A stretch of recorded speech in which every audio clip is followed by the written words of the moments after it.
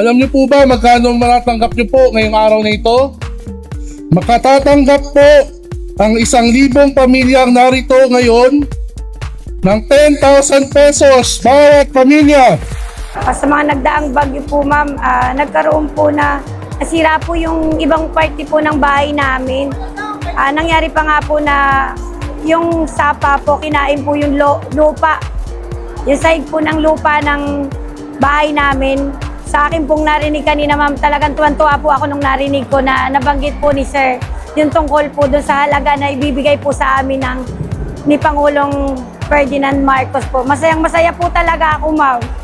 Kasi hindi ko po ina-expect. Siyempre, akala ko po na katulad ng konting halaga lang. Pero sa 10,000 po na ibinigay po niya, marami po talagang magagawa yung halaga na yun.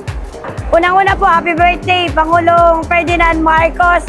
Salamat po talaga. Nagpapasalamat po ako sa pinagkaloob niyo po sa pamilya namin. Tapos, nais ko po sana, ang pinaka-wish ko po sa kanya, good health po.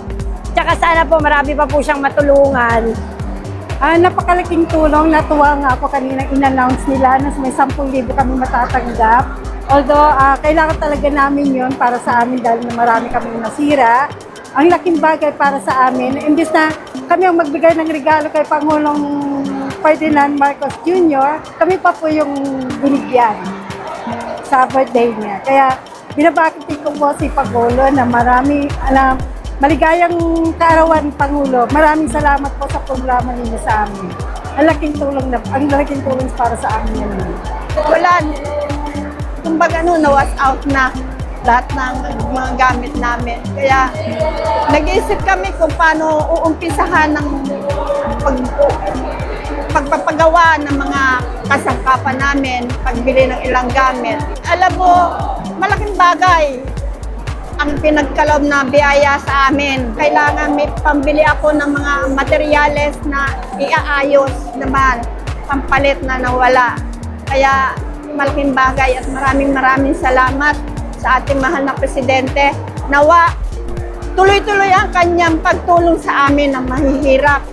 Mahal na Pangulo, Ferdinand Bongbong, happy birthday. Noon na pa man, miski ang kanyang tatay na tumakbong presidente, nakasubaybay na kami. Yan ang naniniwala ako sa kilos niya. Totoo ang kanyang gawa. Yan lang. Happy birthday! Maligayang kaarawan. God bless you.